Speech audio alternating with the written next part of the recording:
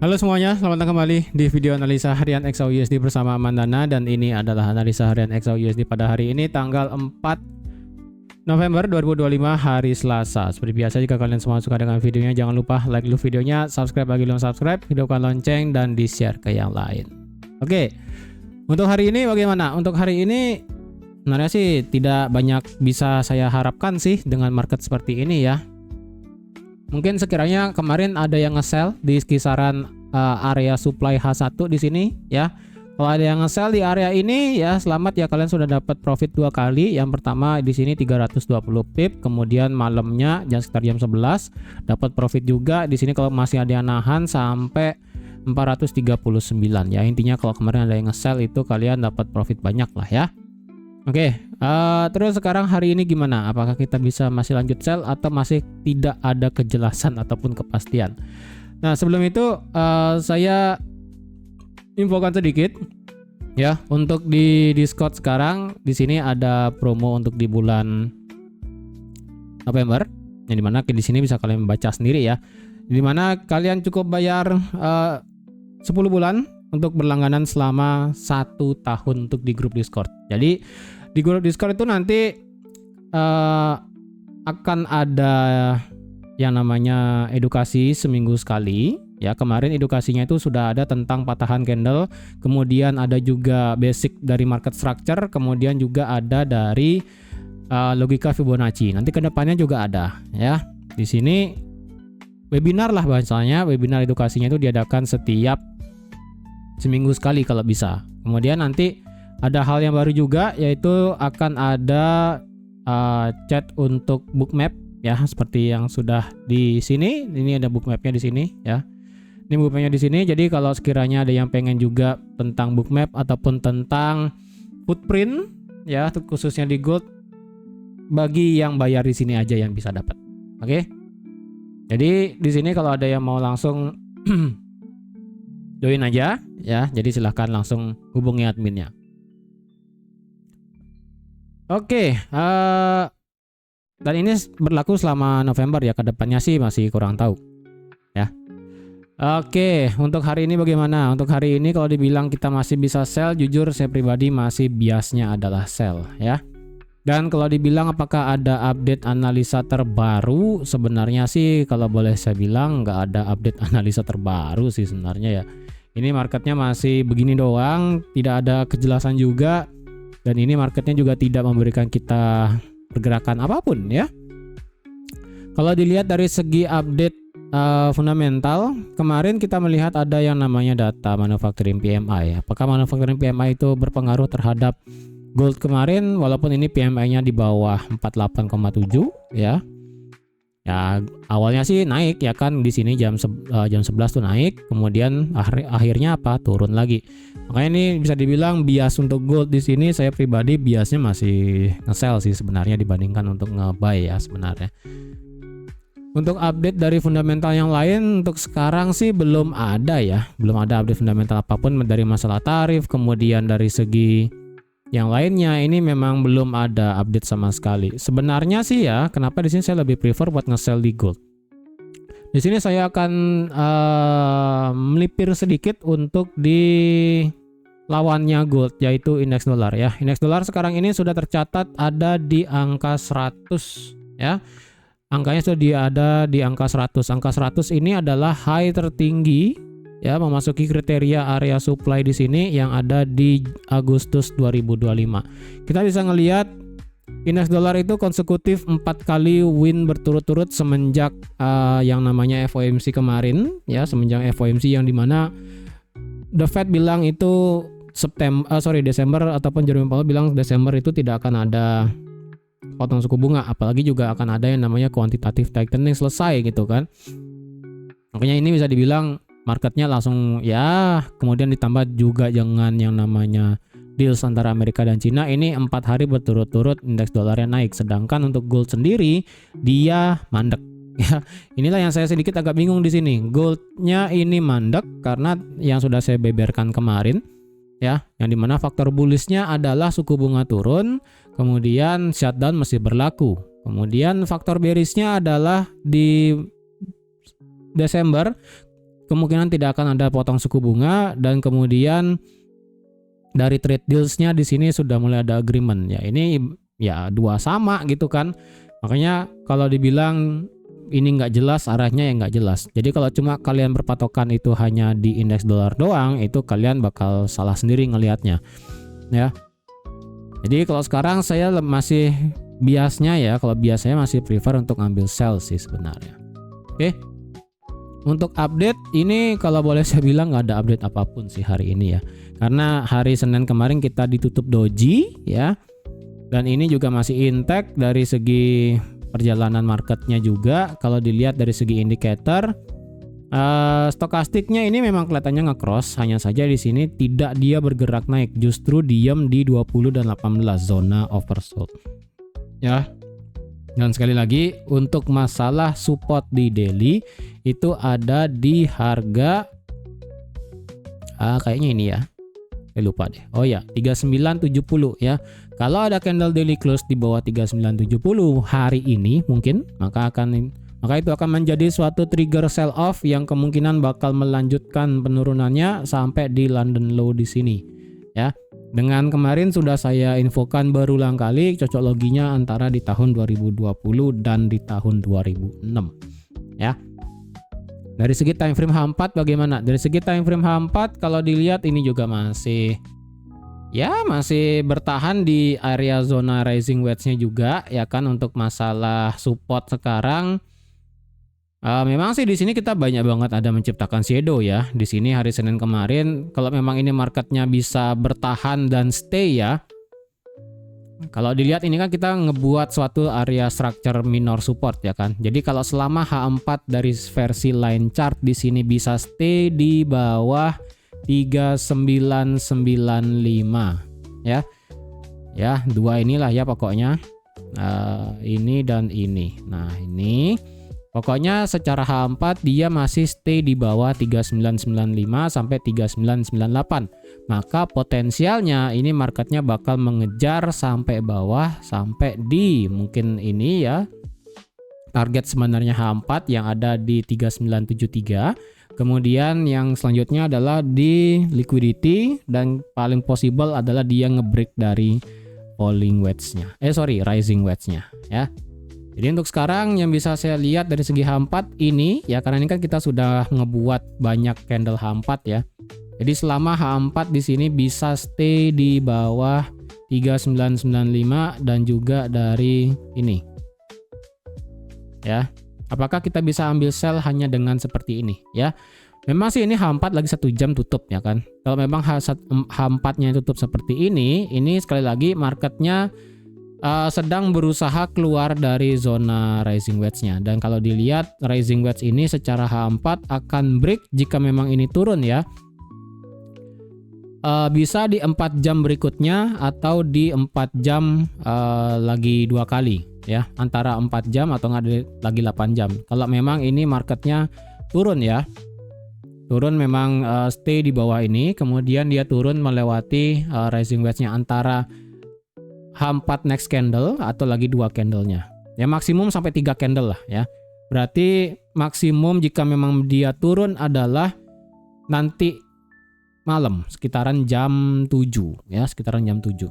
Paling benar sih sebenarnya kalau bisa sesi Eropa kalau dia bisa turun ini bakal mengalami yang namanya trigger gila-gilaan. Kemungkinan sesi Eropa bakal mengalami ada aksi sell off di sini.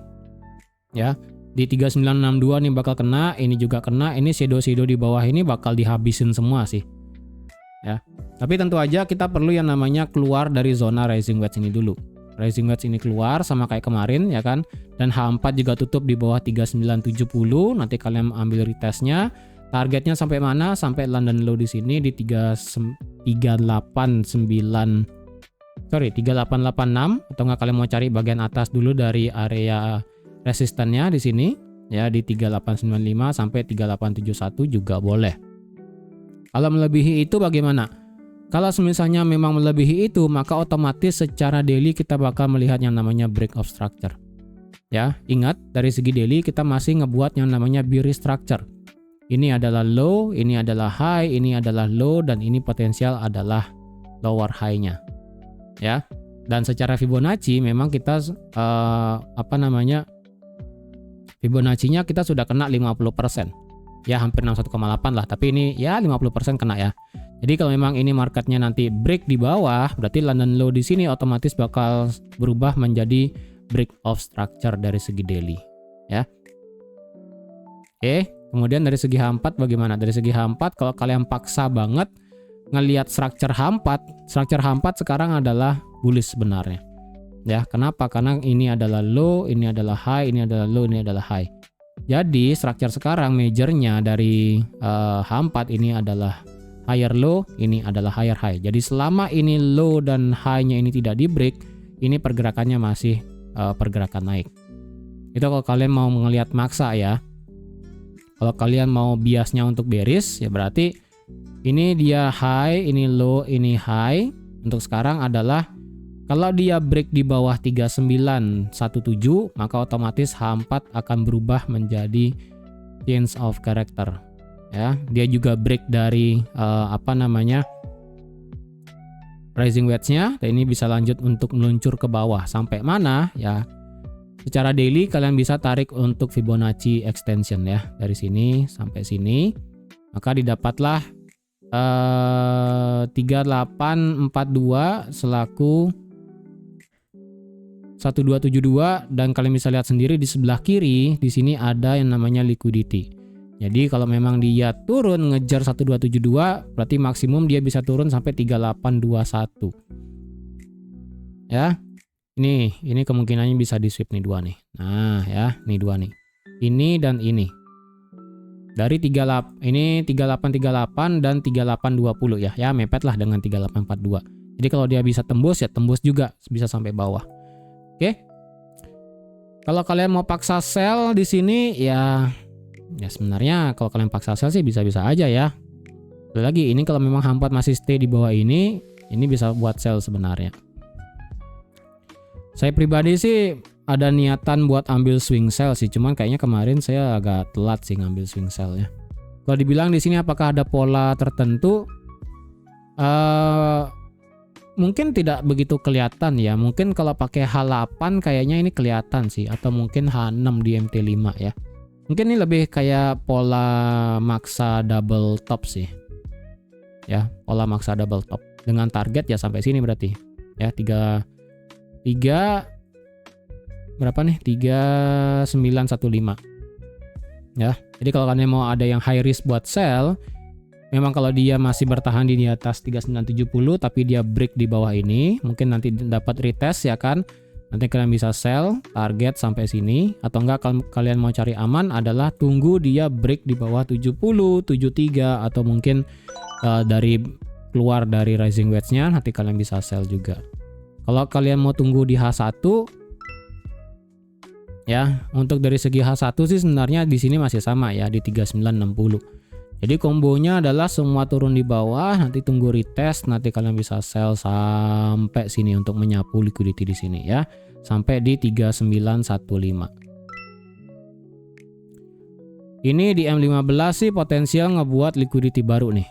Ya, kalau dibilang ini potensial ngebentuk bullish divergence kayaknya enggak sih, karena di M15 nih kayaknya bakal begini sih. Ya. Ini dia low, high, low, high, low, high, jebol langsung ke bawah. Jebol langsung ke bawah. Kayaknya dia yang ngebuat liquidity baru sih di sini. Ya. Kalau kalian mau bicara market structure, ini H4-nya ini adalah low, ini adalah high. Tapi kalau bicara market structure terbaru, ini H4-nya sebenarnya adalah bearish ya. Karena ini adalah high, ini adalah low, ini adalah high, ini adalah low, ya. Ini adalah high, ini potensial adalah low. Jadi sebenarnya ketika low di sini terbentuk ya, ini marketnya ngebuat breakout structure. Tapi breakout structure-nya ini masih yang namanya ekor doang. Ya, ketika ekor doang dia pullback cukup tinggi dan akhirnya sekarang baru dia turun. Jadi kalau memang nanti dia juga di bawah 3988, ini bakal menjadi breakout structure yang clear karena market tutup di bawah 3988. Ya, nanti kalau dia bisa naik untuk nge-retest ini, nanti bisa di sell juga boleh. Oke. Ini untuk dari segi time frame H4. Untuk H1 ya otomatis kita ini campur ya. H1 ini beneran campur. Karena kalau dilihat ini adalah low, ini adalah high, ini adalah low, ini adalah high, ini adalah low. Di sini market yang melakukan change of character, ini adalah low, ini adalah high, ini change of character lagi, ini adalah change of character lagi, dan ini change of character lagi. Ini 2 kali sih change of characternya. Jadi agak berat ya. Kalau kalian ngelihatnya H1 mungkin agak berat. Tapi kalau kalian ngelihatnya H4 ini bakal clear sih. Ya, karena di sini ada zona konsolidasi dan dia break ke bawah. Jadi ibaratnya kayak partisipasi, distribusi dan kapitulasi. Jadi kalau dia break ke bawah ini bisa bubar sih. Ya, jadi kalau ada yang mau sabar dulu, ini tunggu H4 close aja. Kalau mau lebih sabar lagi, tunggu dia break dari rising wedge ini. Ketika dia break dari rising wedge ini bakal bisa lanjut untuk turun ke bawah. Target sampai mana? Ini London low dulu. Kalau kalian mau paksakan paling jauh sampai 3842 atau sampai di 3791 atau enggak 3800, yang dimana ini adalah 1618 dari swing extension Fibo dari segi daily ya. Yang ditarik dari sini sampai sini. Nah, ya. Tuh, 1618 di sini, 1272 di sini.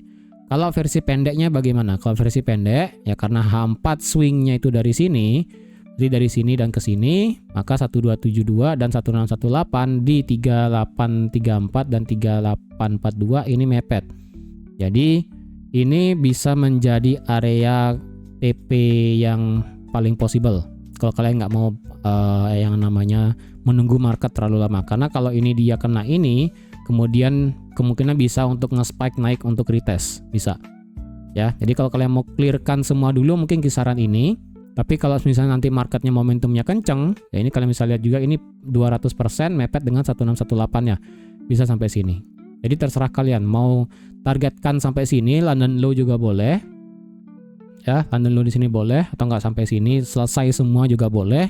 Nanti misalnya kalau selesai di sini dan marketnya retest, kalian open sell lagi dengan target ya. Kalau misalnya ini 3800 belum kena ya, sampai sini berarti. Anggaplah skenario kayak begini ya, drop, kena semuanya, ngemakan liquidity yang tadi di sini ya kan. Kemudian dia mental naik, mungkin dia nge-retest 3880, 3875 atau nggak mungkin sampai 3900. Jadi kalian bisa sell lagi, target sampai 3800. 2 kali enak gitu kan. Jadi kalau kalian mau tahan semuanya sampai 3800 ya silahkan sih. Oke. Jadi saya rasa sekian dulu sih untuk analisa XAUSD pada hari ini ya.